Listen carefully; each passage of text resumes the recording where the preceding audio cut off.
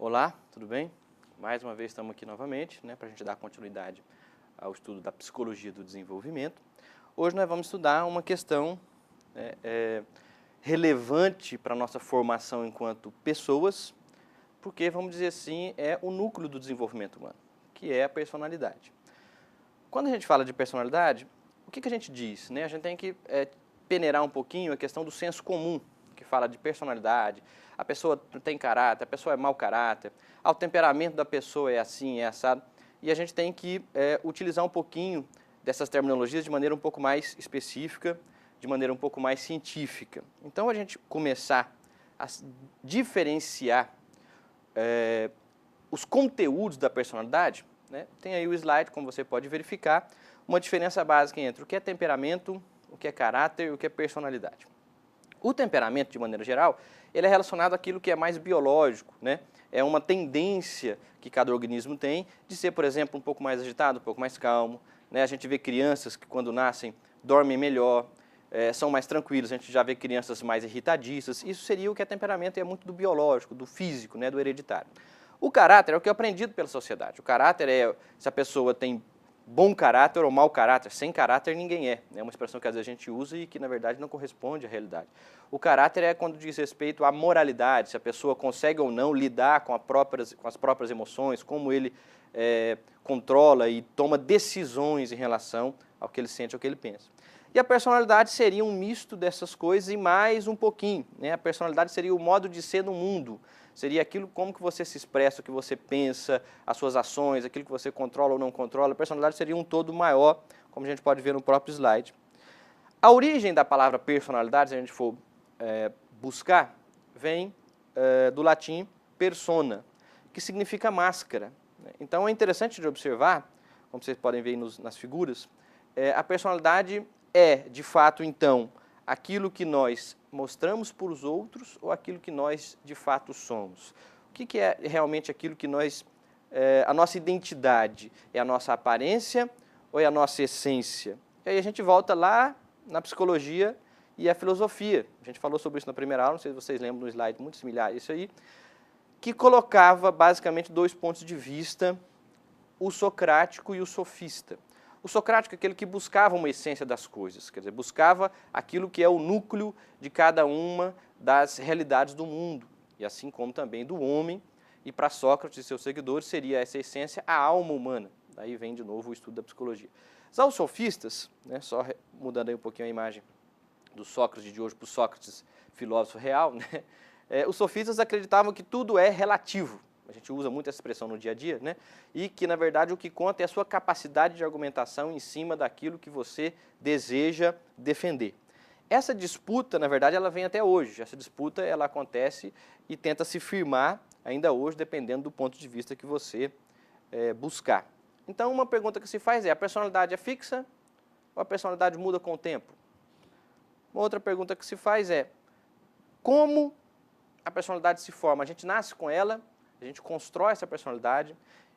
Alguns dizem assim, não, isso é de sangue, Isso é porque o pai dele era assim, ele também é assim. Será que é de ordem biológica, a gente herda hereditariamente, ou será que isso vai ser aprendido ao longo da vida, da infância, da construção do social na vida dessa pessoa?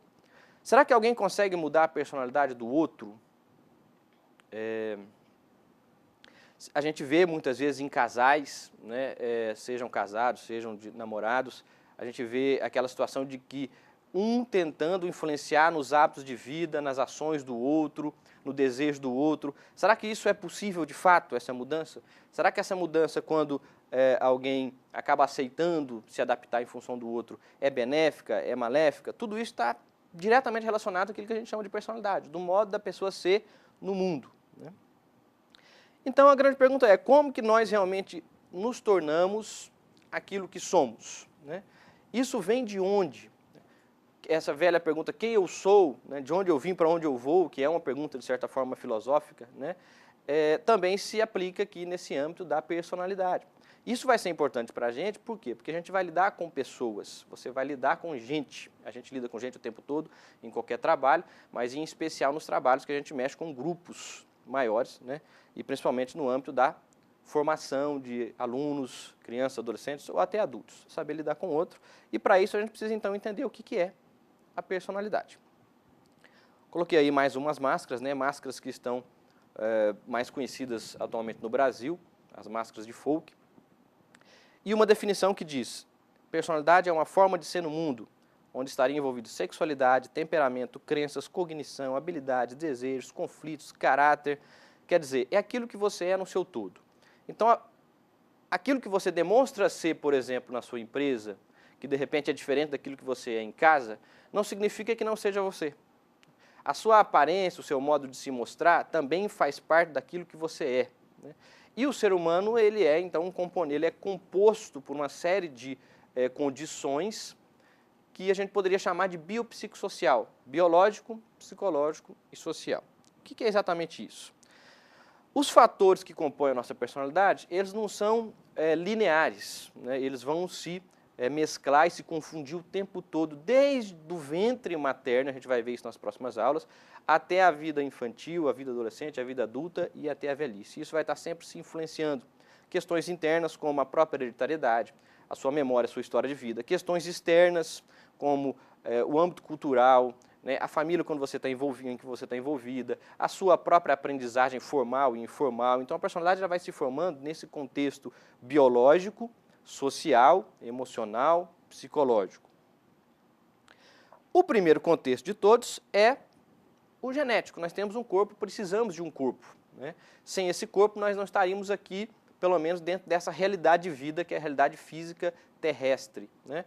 Então o corpo ele vai determinar algumas coisas importantes para a vida da gente, desde a aparência até aptidões, que muitas vezes a gente nasce com elas. Por exemplo, tem um caso de um menino, não sei se vocês viram isso, inclusive passou numa reportagem, se não me engano, no Fantástico, sobre esse menino de 5 anos, 4, 5 anos.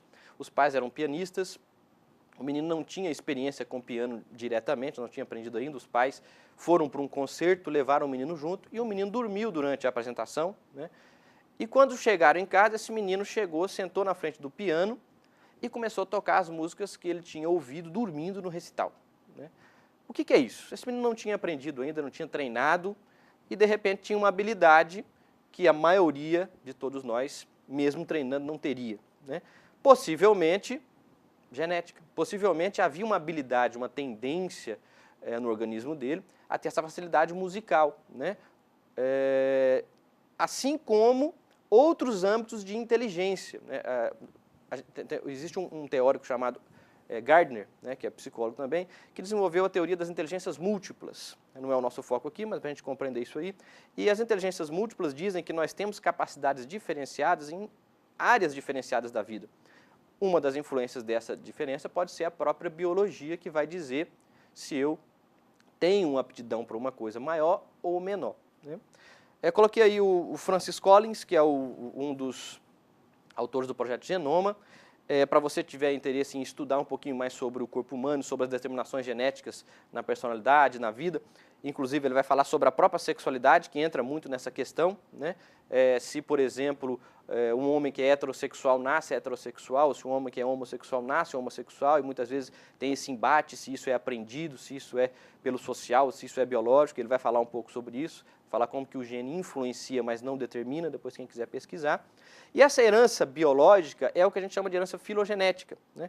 É aquilo que o corpo te dá de condições para, né? É aquele potencial que o ser humano tem para conseguir se desenvolver. Percepção, atenção, memória, sensações, a própria capacidade de aprendizagem, vamos dizer assim, uma predisposição do substrato biológico, do nosso organismo, né? Se você tentar ensinar psicologia para um cachorro, dificilmente ele vai conseguir aprender, porque ele não tem essa constituição cerebral, né, do sistema nervoso central, capaz de desenvolver esse tipo de inteligência. Então, a herança biológica seria isso, né? Em cima desse substrato físico, desse chão, né, que é o nosso organismo físico, vem, então, a nossa aprendizagem social. Como a gente falou rapidamente na última aula, na primeira aula, Vygotsky vai falar exatamente sobre isso, como que nós interagimos com o meio, como que esse meio nos faz ser o que somos, né? Coloquei 2 exemplos aí, que foi a lenda do Tarzan e 2 irmãs chamadas Mala e Kamala. Tarzan, obviamente, é uma ficção, né, do que seria o homem se fosse doutrinado ou educado por macacos. Obviamente seria impossível. Se você pensar um bebê abandonado numa selva que vai ser adotado por macacos, obviamente ele vai morrer, ele não vai virar o Tarzan. E duas irmãs reais agora, né? A gente sempre saindo desse processo da ficção para a realidade, como a gente já colocou na primeira aula. A Mala e Camara eram duas irmãs que possivelmente teriam sido criadas por lobos na Índia, e um rabino as encontrou e começou a cuidar delas. Elas tinham comportamentos lupinos, né, parecido com lobos, e uivavam, andavam de quatro e enxergavam melhor de noite que de dia, não tinham linguagem humana. Então, a princípio, dava-se a entender que elas teriam tido uma aprendizagem animal e um desenvolvimento relacionado àquilo que o animal pôde transmitir para elas. Depois se descobriu, na realidade, eu sempre cito isso porque o pessoal acha que isso é realidade, né? E aí descobriu-se a farsa disso aí. As irmãs tinham uma doença chamada síndrome de Rett, e esse rapaz que as encontrou estava utilizando essas irmãs como circo de horrores, né? Para conseguir ganhar um pouquinho aí de dinheiro em cima disso aí, sempre atividade lucrativa atrás de alguma bizarrice, alguma diferença, né? Então, na verdade, o ser humano, ele é social. Ele só vai conseguir se constituir enquanto ser humano a partir de outro ser humano, né? Onde ele vai desenvolver o pensamento, a linguagem, a consciência, a criatividade, a motivação. O ser humano, ele depende e precisa do outro. Como isso acontece? E aí, a gente vai ter uma aula específica sobre família, mas passando já rapidamente sobre isso. A influência, existe um estudo que diz que aproximadamente o nível de influência sobre a nossa personalidade, sobre o nosso modo de ser, é de 60% do mundo social, do mundo aprendido, do mundo humano, né, da cultura humana, e 40% do biológico. Então, aquilo que nós somos vai ter influências simultâneas, múltiplas, tanto do mundo simbólico do homem, da cultura humana, quanto do mundo físico do homem, né? Uma outra influência, obviamente, é a própria escola. Nós vamos ter um momento para pensar sobre isso também, de como que a escola vai determinar o comportamento da criança, né? Como que o professor vai ser importante nesse processo de desenvolvimento, em especial para crianças mais novas, mas isso se aplica a qualquer âmbito de ensino, ensino primário, fundamental, ensino médio, terceiro grau, porque a influência do professor para com o aluno é muito forte, né? A gente vai ter um momento que a gente vai entender como que o professor ele representa em sala de aula, de alguma maneira, a figura paterna, a figura materna que essa criança teve em casa, né? E como que esse professor, então, pode ajudar o processo de desenvolvimento da criança, tanto na socialização saudável, quanto na questão da violência simbólica que a criança sofre em sala de aula. Citamos isso rapidamente no primeiro momento, né, na primeira aula, quando a gente falou sobre o bullying, e como que os mecanismos de bullying são profundamente negativos para o desenvolvimento da criança, porque ali ela vai ter um processo de rejeição, ela vai ter dificuldades com a própria autoestima, ela vai se isolar do grupo, e aí muitas vezes pode acontecer fenômenos como aquele que aconteceu no Rio de Janeiro, de um rapaz aparentemente tranquilo, tímido, quieto, pegar uma arma e chegar dentro da sala de aula e dar tiros em muitas pessoas e uma catástrofe dessa de âmbito nacional. O que pode ter provocado isso, né? Em algumas imagens anteriores a gente viu a foto do Marcelo Pesseguino, nós vamos ter também vamos falar um pouquinho sobre isso na próxima aula, mas já buscando um pouquinho disso, o que faz um rapaz que aparentemente tem uma família equilibrada, né, cometer o crime que cometeu, né? Nós vamos inclusive pesquisar um pouquinho sobre o laudo do psiquiatra que pesquisou a história do rapaz e definiu o que houve na mente daquele menino, né? Então, na verdade, o professor ele tem uma influência não só do ponto de vista técnico, ele tem uma influência não só para a formação formal do aluno, em especial a criança e o adolescente, ele tem uma influência ética e humana muito forte na formação da personalidade do indivíduo.